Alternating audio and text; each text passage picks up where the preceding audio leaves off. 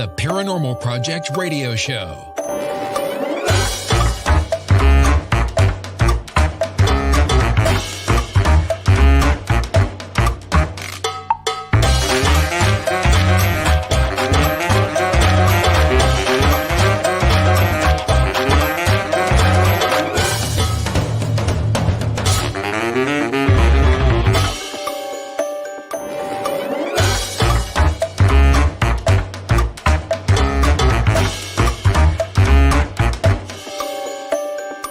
Here are your hosts, Scott Allen and Christina Bowen.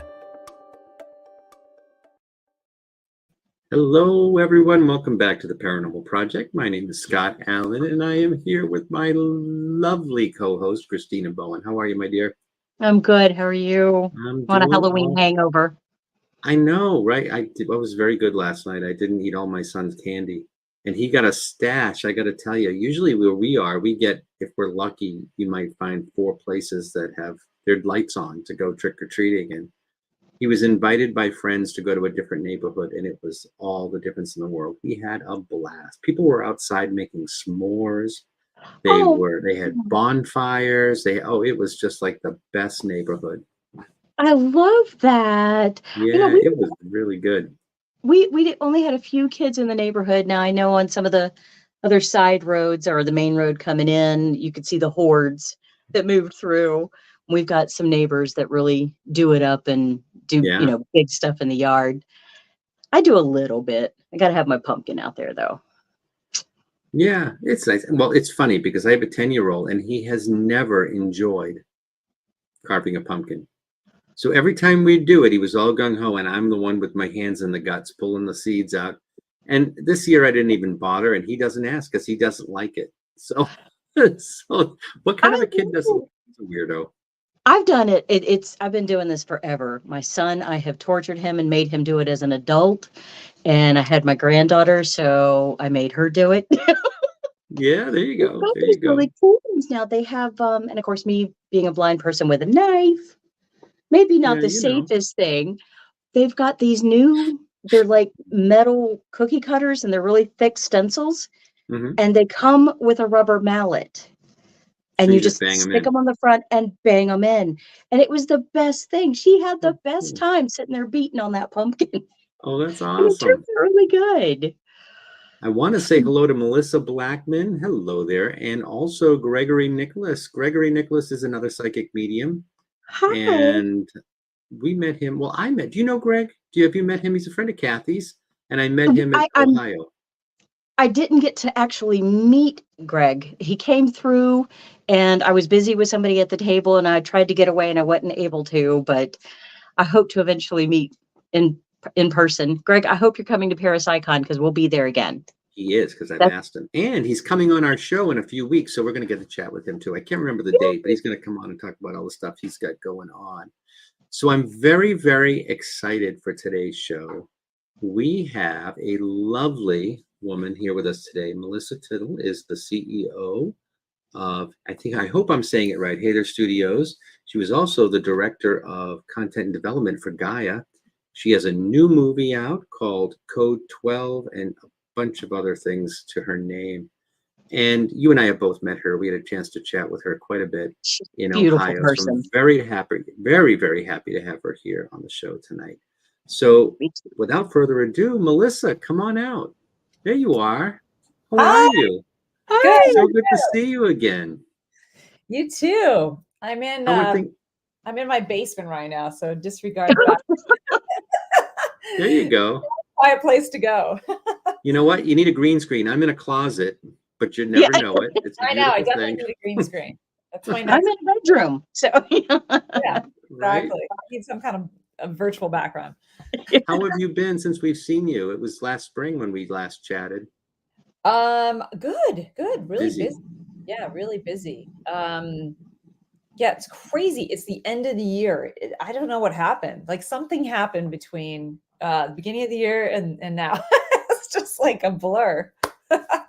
Honestly, where has it gone, right? We were just saying that. The year has just flown by. Yeah. And now we're talking Thanksgiving and the holidays. It's crazy. Yeah. Did I say it right? Is it Hather or Hather? Hathor, like Hathor. the Okay. Hathor Yeah. Studio. Yeah, that's great. And your movie Code 12 was produced with Hathor, right? We had a chance to watch it yesterday. So we sat down and buried ourselves into it. And I tell you, it makes you think. Yes, definitely. I know it's there's some parts that are complicated, but so Hathor Studios, I founded because I have worked for every mainstream network, and then I left LA to then become head of content for Gaia. And when I did, and I was there for 5.5 years, so I was definitely in the space a lot. And then I created Hathor Studios because I wanted to have something independent, away from mainstream, away from Gaia, because they have their own narrative of things too, and be more of a channel for new ideas to get out there, and then I can use my means to go into the mainstream and make it happen. So that is the purpose of Hathor Studios, is to create new concepts and then get them into the mainstream. It's a difficult job, but I just feel that it's time, and people are ready. They've watched the same kind of shows. It's time for like a little bit different programming. I think so. You have a nice approach to it too. I mean, it's really, like I said, very, very thoughtfully done. I think. I don't know how you research all of this stuff and get all the information you get. It was fascinating to watch. How long did it take you to put that movie together? I mean, is it years of research that you just sort of put together, or? Yes. So basically it's been like 10 years of researching. So it kind of started, I mean, I've always had a different outlook on life, which is why I fell into the category that I did. If it wasn't that, it was science, it was space. Like I was always fascinated with that, which is why I did a lot of, I worked on Star Trek for Paramount Studios, and I did the Universe show on History Channel, which was their first attempt on explaining, big concepts to people on History Channel, right? So I love that stuff. But once I started with Ancient Aliens a million years ago, there was something in me. Yes, there's just something in me that was like, something seems so familiar, and it's not what I'm writing about. There's something going on underneath it all that I want to figure out. And that just piqued my interest. And then throughout this time, all of a sudden I started to piece all these pieces together, all these different people with different research and what they're doing and what they're unraveling. And one of the things that I think that a narrative will take you, whatever the narrative is, whether it's an alternative narrative or a mainstream narrative, is that everybody wants you to look in one direction, this way, over here. And I'm always like, well, what's over here? Well, everyone's looking over there. What are we missing? And so, over 10 years of kind of gathering stuff, this film, I think, took me about 2 years to finally put together, because there was pieces of it while I was filming. I'm like, there's something else I'm missing. And then all of a sudden, somebody would reach out to me, or I would come across somebody's research, and I'd be like, all right, we're good now. So what was your big aha moment? Was there a big aha moment with this? For this, big aha moment. I think there were several. There's this thing I have where I started to merge the personal part of this, which is, and I think a lot of you listening, maybe the reason you're listening is that you're having a personal experience, whether it's paranormal or it's alien, or you're having some kind of psychic intuition, right? We all have these stories of something that kind of haunts us. It doesn't have to be bad. It could just be just something that's getting our attention, right? And mine was these symbols, the circles, concentric circles, 12-pointed star situation, this thing with the center. I'm like, what is this? And I kept seeing these numbers and everything. And I guess this was the thing that haunted me. And I dove deeper and really what all haunts us is a piece of what our soul is trying to get out there, what our contribution to the whole of consciousness and what that means in our morphogenic field that we all share. And each of it is different and it's all important. And I guess this is my piece into that contribution that I wanted to give from me personally, because I usually write for other people, or I do their shows, or I write their questions, or I make them look the way they're supposed to look. But this was me saying, I'm running this studio. This is something I want to contribute to the world. And the studio is covering lots of people's things that are doing the same thing. You know, I think for me in watching it is you get this understanding that everything is so organized, for lack of a better word, planned. And how is it that people millennia before us knew this, and where did it go? Why did we lose it? Why did we how did we lose it? I think you even said that at one point in the movie. Yeah. You know, how did we lose this? I think that catastrophe, when it happens, not only does it wipe out a certain amount of the human race, but it also disrupts our mechanism. And so we become in survival mode, right? And so there's these kind of lost sciences, but what's going to help us right now, right? Kind of construction. And so I think that in those processes of human disaster, I think some of this stuff has been lost. I mean, we talk about the fall of Atlantis, and I definitely mention that in this documentary. I would love if you would dig a little deeper on that, because when that was presented in the movie, my mind was just blown. I've never seen it presented with that theory. Yeah, I started this journey.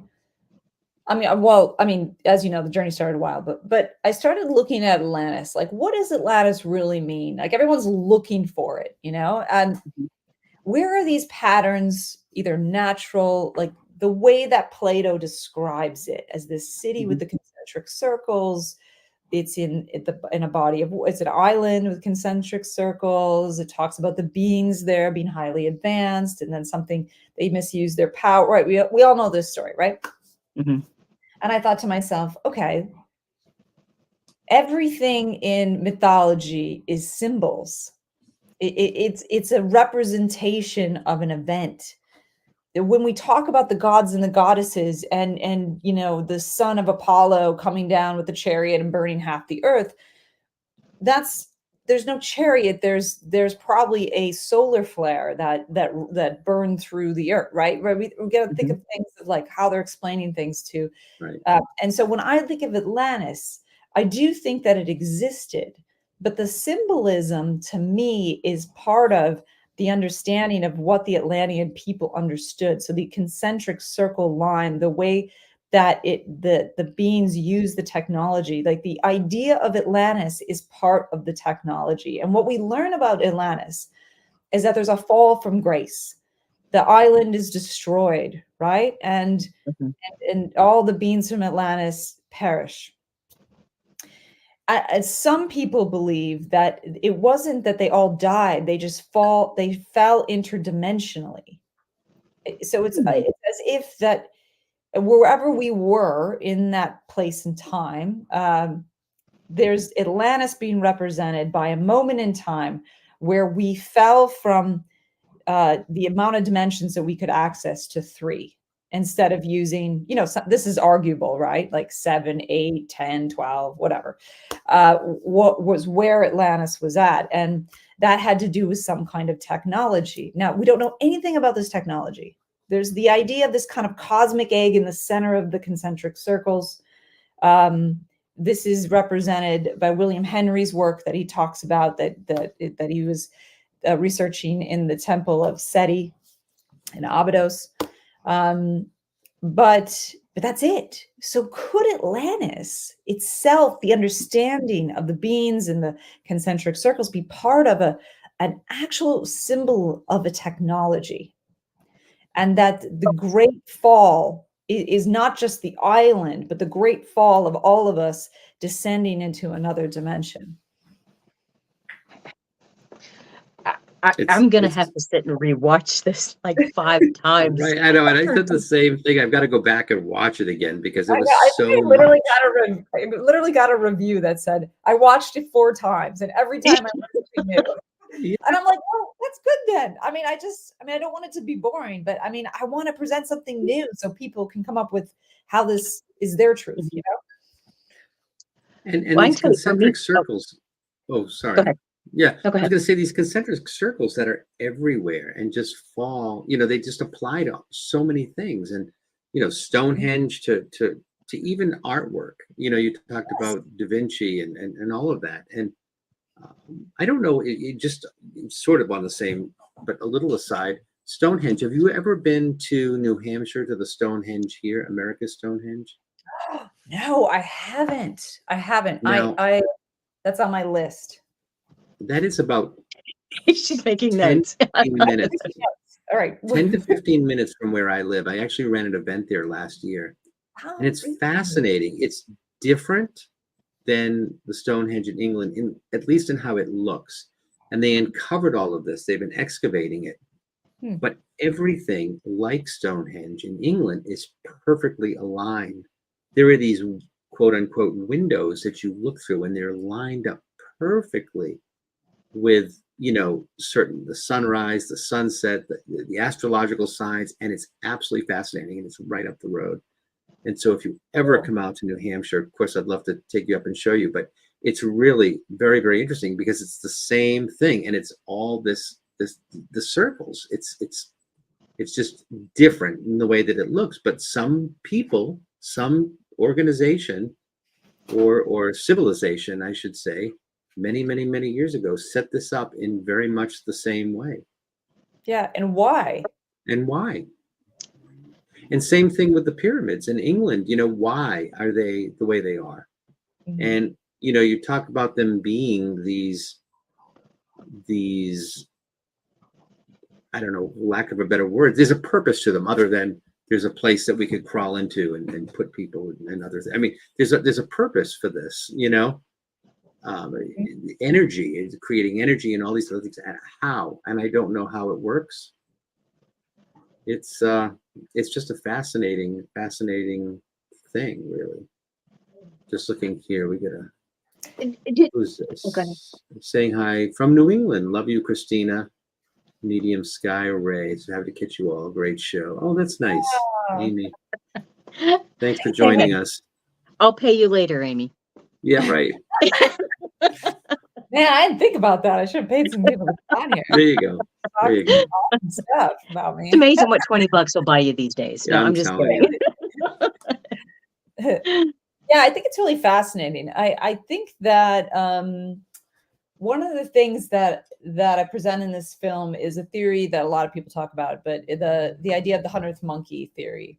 And the 100th monkey theory, if you're not familiar, anybody who's listening, is that it's a scientific study that was done in Japan, and there was an island outside the coast of Japan, and they were watching and observing these monkeys, and one monkey had figured out they weren't eating these sweet potatoes because they didn't know how to eat them, so they just kept leaving them. Then everybody kept poking at them, and one monkey figured out how to kind of peel it, wash it, and peel it, and then that caught on. And then once 100 monkeys on the island figured out how to do this, they're all eating sweet potatoes, right?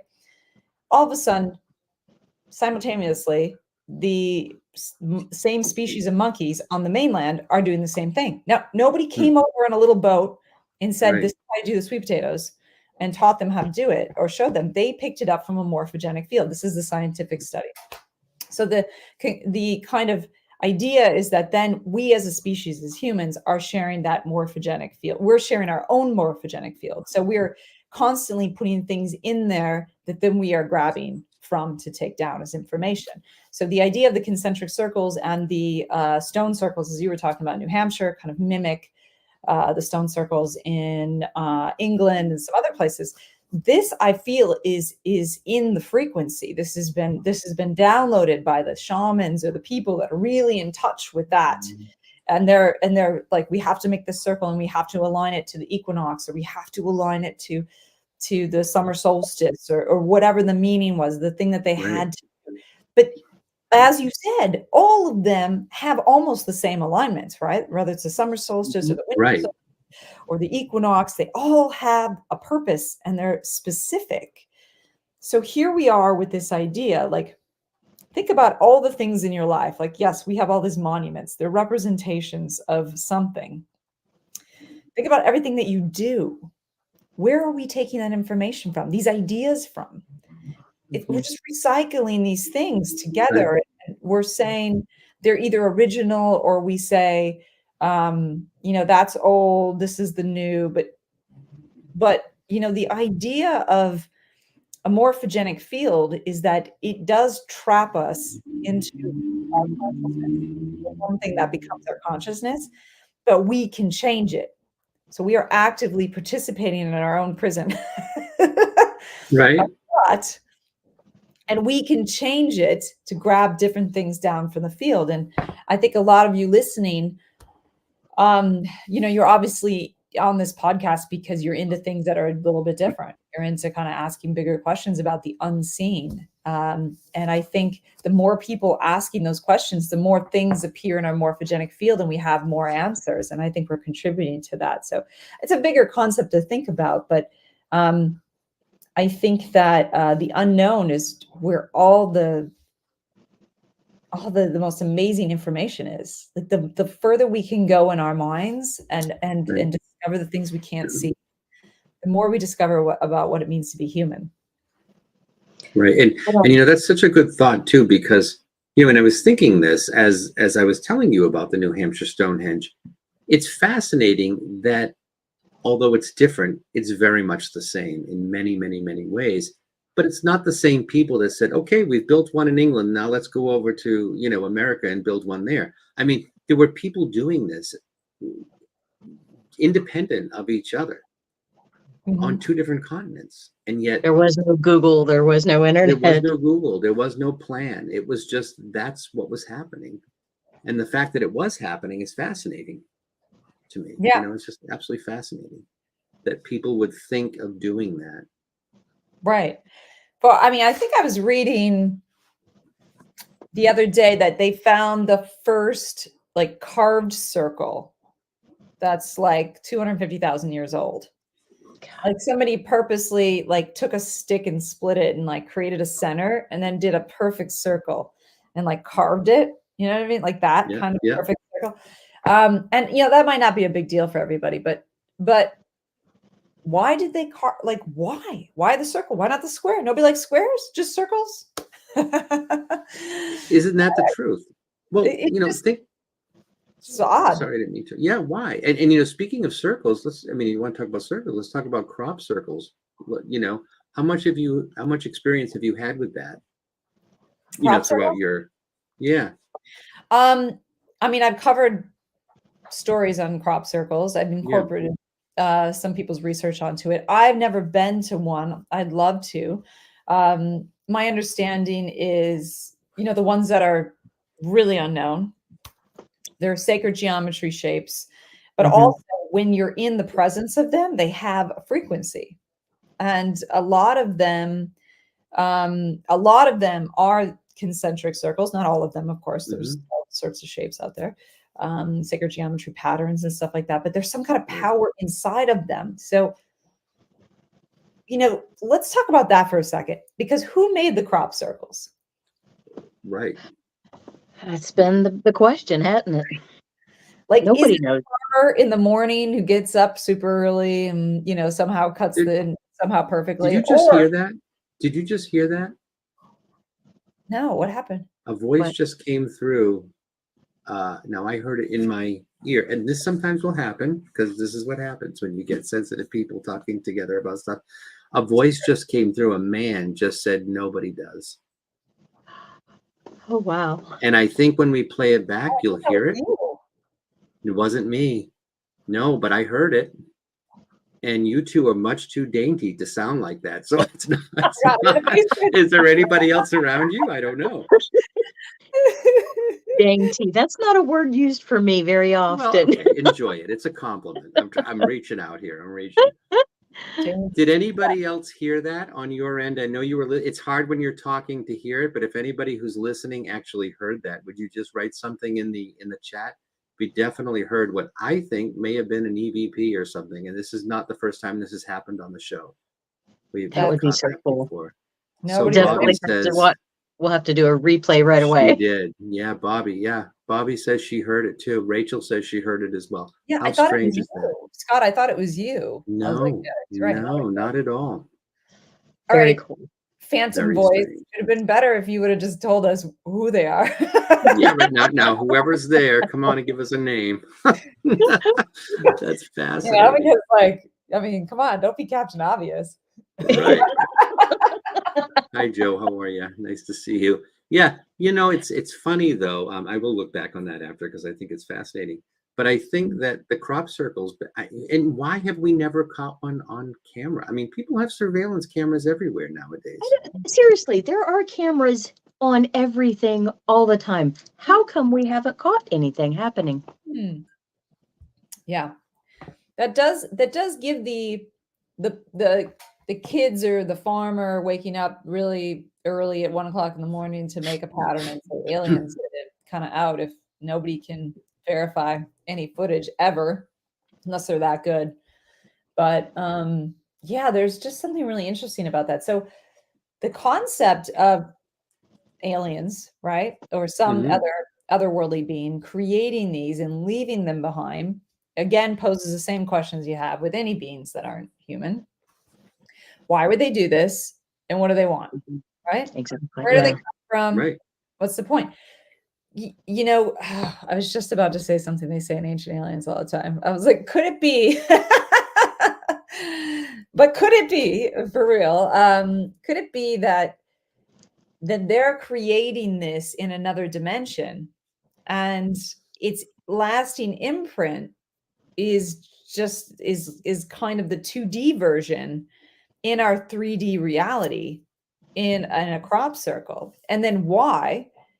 What are they trying to tell us? Are they trying to communicate with us something? Right. And I think that the presence of paranormal activity and aliens, I think, is poking us to really understand how the universe works, because we are not lacking the ability to see them, right? You two are very intuitive, so you can see more than I can.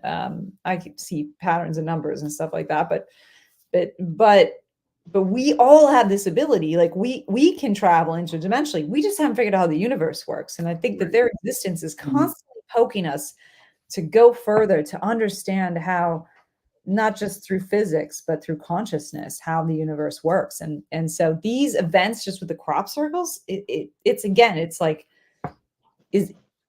besides saying hi and leaving an imprint, like what would be the point? What is the point? Right, exactly. What is the point?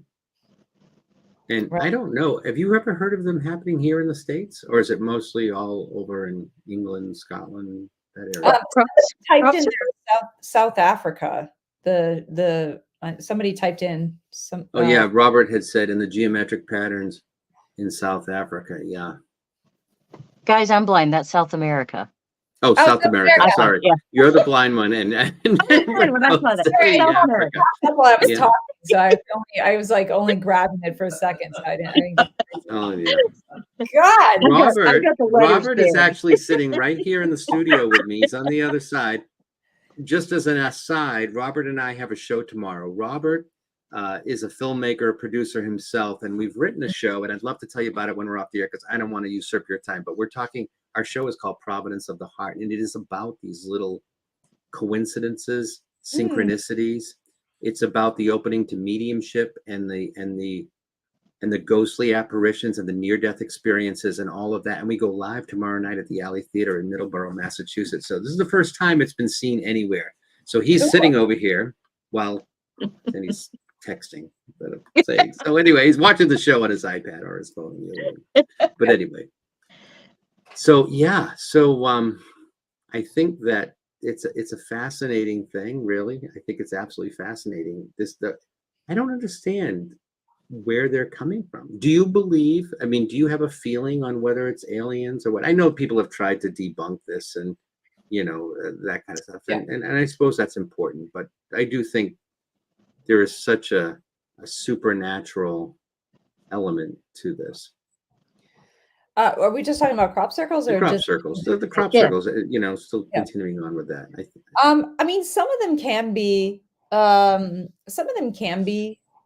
debated, right? So and some of them just can't. So I think that the idea that we're always trying to quantify them by the science that we do understand is really important. Here's the thing. I think that there are many truths.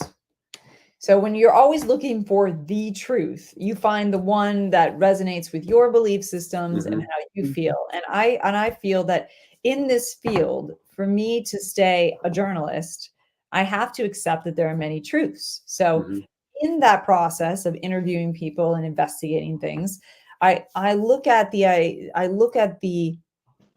person and the place and the time and the things, and I analyze it from a journalistic point, but I never to myself say, this is so crazy, it can't be true. Because in every crazy story, no matter if you believe it or not, or if they did it themselves, there is a grain of truth in there. And what that is the most important part. Right. And so what I can say from all the investigations I have done, not necessarily crop circles, but I would say alien activity. And, I think paranormal activity fits in that because we're not quite sure what dimension they're in between, possibly, but they can travel in and out and communicate. That there is a phenomenon happening. There is 100% a phenomenon happening. And why it's happening, there are many different people that have different ideas of why it's happening. But if I look at it from a really big view and I take all those truths together, I would say something is trying to get us to join in the universal understanding of what it means to be human. We're only like this much of what it means to be human. We think that we have to be trapped in this situation in our meat lockers called our bodies and all this kind of stuff. I like that. I'm stealing that. It's a little morbid, but I honestly think, even there's some terrible things that happen to people. They get haunted by, terrible demonic creatures, or they have awful abduction stories, right? But there seems to be like this challenge, like, join us, like not join them, like not be part of their cult, if you will, or their group or whatever is happening out there. But that there's something that we need to understand about us that seems to be just that they would waste their time poking us this much. And what is that thing? I don't really have answers for people. I have tons of ideas, but that doesn't mean I have an answer for somebody. I just think that why would all of these things, evil, good, possibly enlightening, possibly wanting something from us, why spend all this time poking through dimensions to find us? Unless there's something we have that we just don't know what we have. I don't know. That keeps me going. That's a theory. It is a theory. It's fascinating. I don't know. I don't know why. Unless they're, I don't know. I know a man who he's a client of mine. He's coming on the show in a few weeks. He's an alien abductee, and he has been since he was a child. Yeah. And he says, I don't really trust them. They seem all kind of benign. He says, but I think of them like the vet. It's nice dog. Here's a shot, die. And he worries someday that's, what is their point? What is their point? What is the purpose? And why are you here doing what you're doing? They never tell him. They never tell this person? It's this experiment and it's that experiment. And, but at the end of the day, he doesn't really understand it. Yeah. He doesn't understand it. My own theory on that is that I do believe obviously. I mean, Yeah. I am one of the weirdos. I believe in all of this. But I don't think all the aliens are necessarily all that sunshine and roses either. Yeah, I agree. I think, that there's some that are observing and helpful. Right. But then there's those that aren't. Right. That's just my own theory. Well, if you believe good and bad exists, it would exist everywhere, I would imagine. Balance. It's about balance. Mm-hmm. Yeah. And also, God, I was reading something the other day, so I'm not going to say it because I'm going to ruin it, but I'm going to like totally botch what it was. But the idea of duality is a form of defining our third dimensional existence. And it makes sense because we live in that, right? But there's so much more beyond that that we can't define because we don't understand it within this matter-filled world, right? And I know that when I talk like this, like my movie's very scientific because I didn't want to go too far into the spiritual stuff, but this is like spiritual talk about this idea that there's only one frequency and there's all these different bands of it kind of existing at the same time, that there is no separation between this guy and his experience, right? Experiencers that are having this thing with him. It's like, what is that like, what is he tapping into that's allowing it to keep happening? And then the why is really,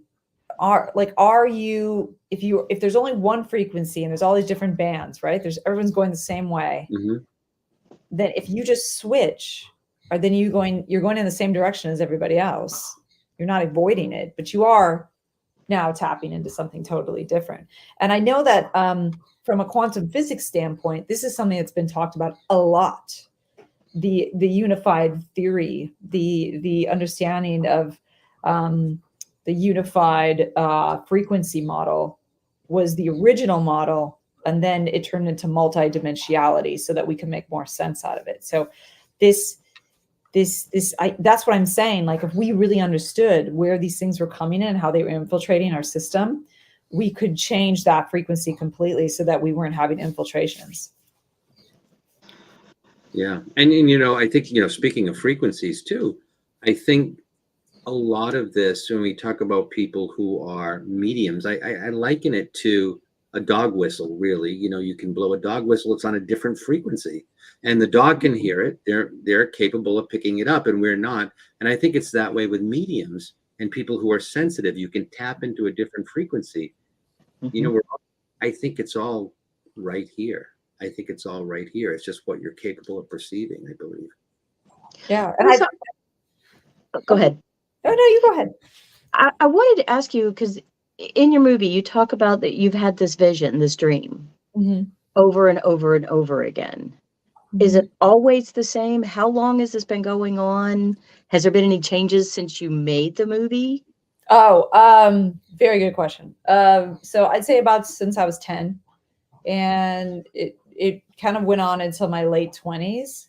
But by that point, it was like ingrained in my head. So, and I haven't had that dream since. But it was so vivid. And the more that I found a place for me to tap into in my meditations, when it kind of ended, it was like, okay, well, and I don't even think it was something else. I think it was really just my higher self or something I was tapping into that was creating an experience that I was experiencing, so I would understand something. I don't think it was like a past life or anything like that. I think it was just very understanding this, be the point of view of this, right? And yeah. I'm glad you said it, because I was going to ask you if you felt like maybe this was past life kind of thing that was coming back. You were remembering, so it didn't feel that way at all.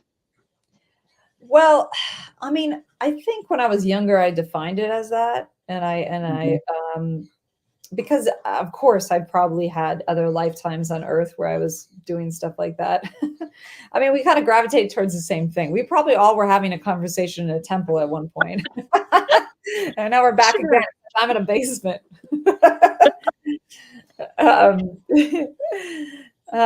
But I think that power that I understood was definitely in a past lifetime. Whether that scene from the dream that was just the exact same way all the time happened, I don't know about that. But I think that what I understood in a past life definitely existed, and it was bringing it back. It was like, you understand this. This is how it works. There it is. I have one more question, and then I'm going to let Scott finish off. But I got to know, do you really ride that bike? And was that car yours? Okay. I did ride the bike. I love Triumphs. I do not own one, and I wouldn't put myself on a road trip or anything like that. And the car I rented because I love old Mustangs. It was awesome. I just think that sometimes we talk about all this like really heady stuff, and it's like super boring, and just people are talking to you on a screen, and they have something better, like they have like, they have like a green screen behind them, and they're talking about all this really deep stuff.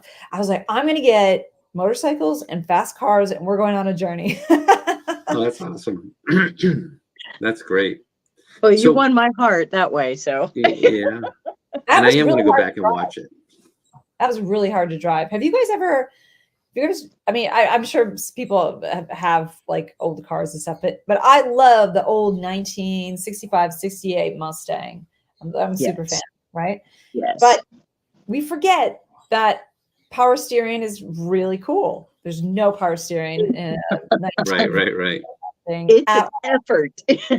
No, we were shooting in a desert, and it was August, so it was like over 100 degrees, and I totally forgot there's no air conditioning. Like it just was. It was more difficult than I thought. Yeah. Well, you looked fabulous. You couldn't tell that it was hot. Yeah, it was funny. Rachel is asking, what is the name of the documentary? It's Code 12, is that right? Yeah, Code 12, and right now it's on Amazon Prime. It should be on Apple in about 8 weeks. But right now, Amazon Prime, you can watch the movie. We will be coming out with a summit, and the summit will basically be the movie on a platform that you can access from anywhere. And if you have a smart TV, you can hook it up. You can access the summit from like a platform, and then you can put it on your big TV or a thing. But it'll have the movie, and then it'll have all the extended interviews. So the movie only has 8 minutes of each person, right? Because it's a movie. You only put so much of each person in there.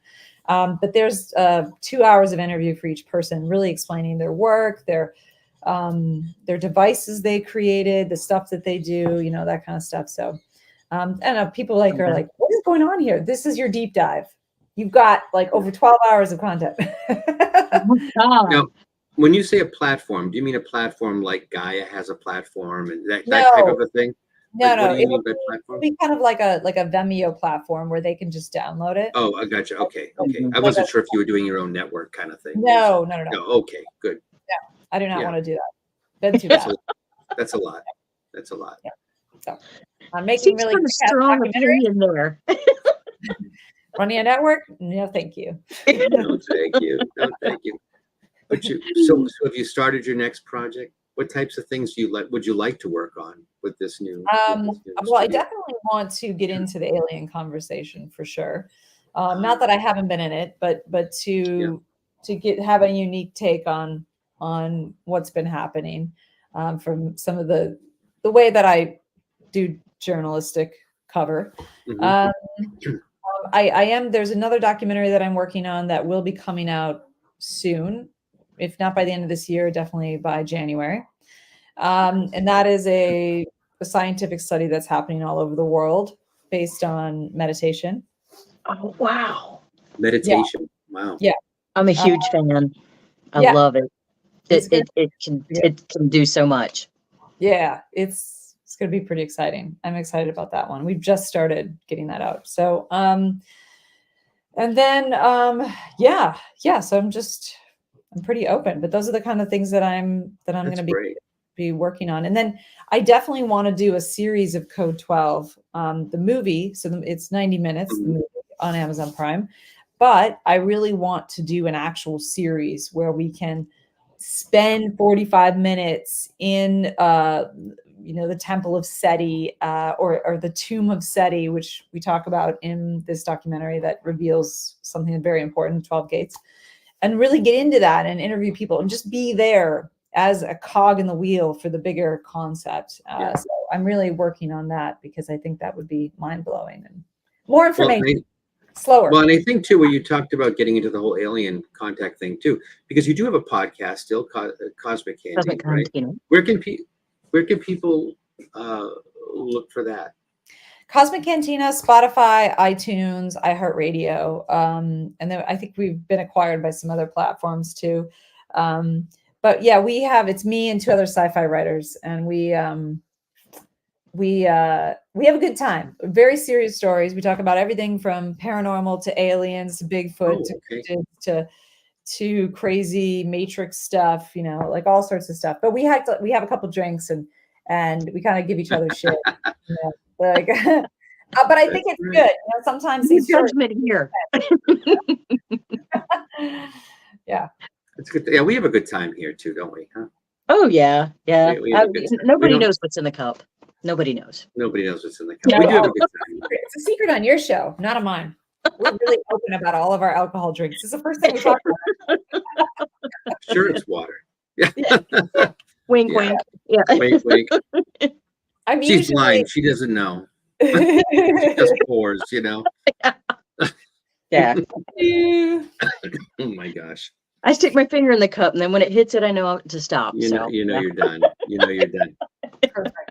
Love it. I don't know. And sometime I would love to chat with you. I think Melissa, I mean, obviously we did spend a little bit of time together in Ohio with Greta having dinner that night. And I don't remember if I told you, but for me, all of this started a while back too with an alien experience, which I'd love to chat with you about sometime, because I think I really think that although the experience itself is somewhat insignificant because it was just that one time and it was over before it started, but I do think a lot of the mediumistic / psychic stuff happened right at that point. It started to kick up a little bit, and I think that's fascinating.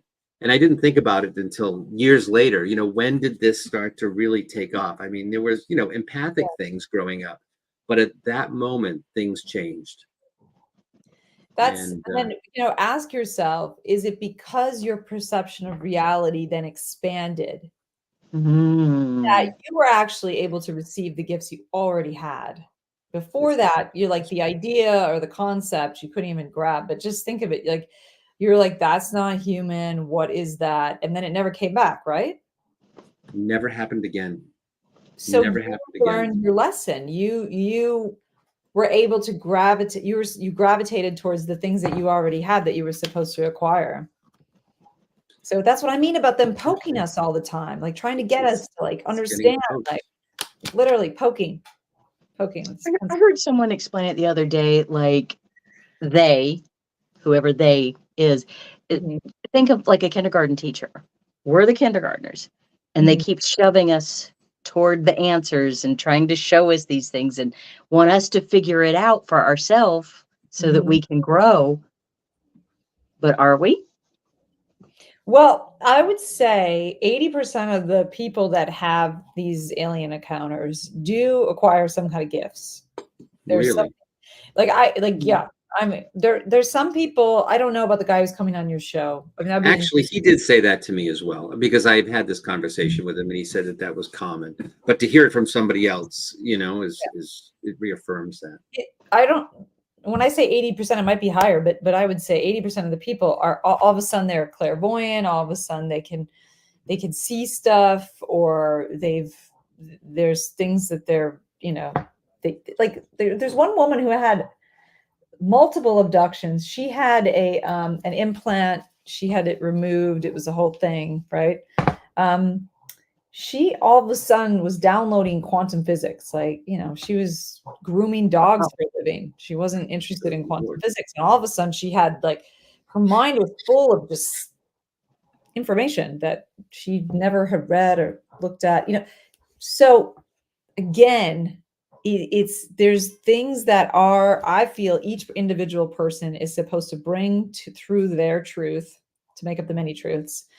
And there's things constantly poking us to get a little bit closer to the unknown, to what that is.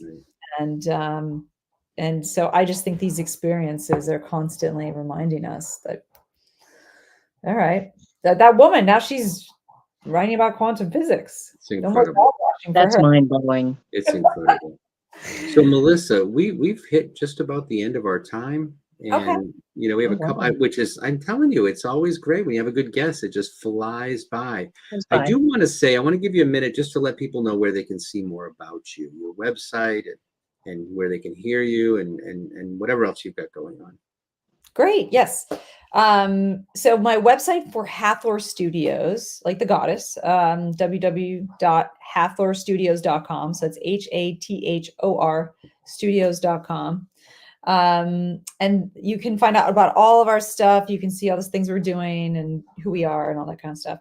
And then Code 12, the movie, if you just want to learn more about it, and you're like, I'm not sure if I want to watch it on Amazon Prime, you can type in code12themovie.com and you can watch the trailer. You can see who's all in it.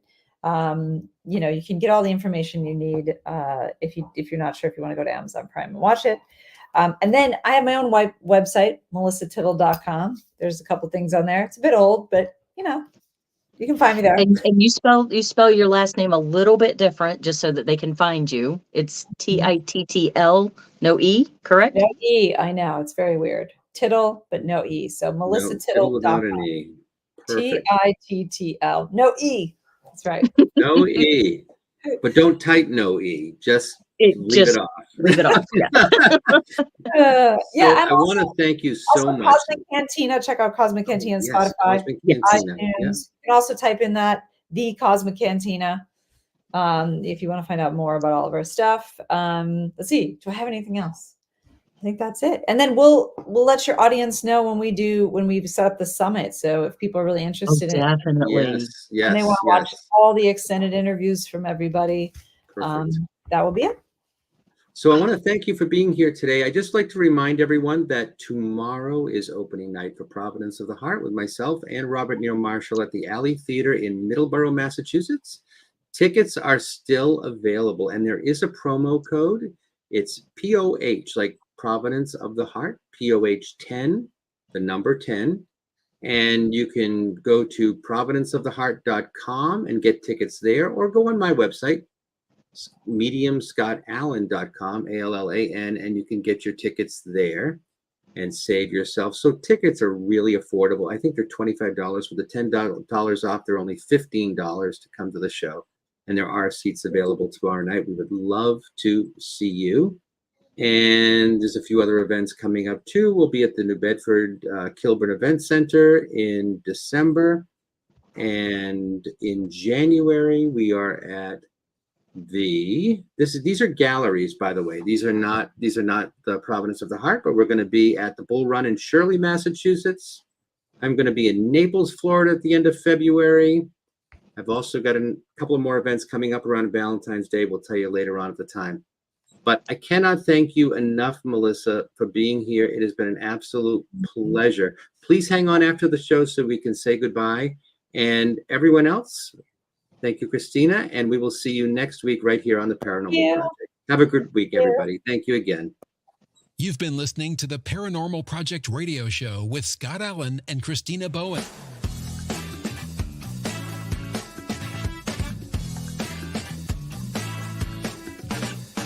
Be sure to subscribe so you don't miss the next episode.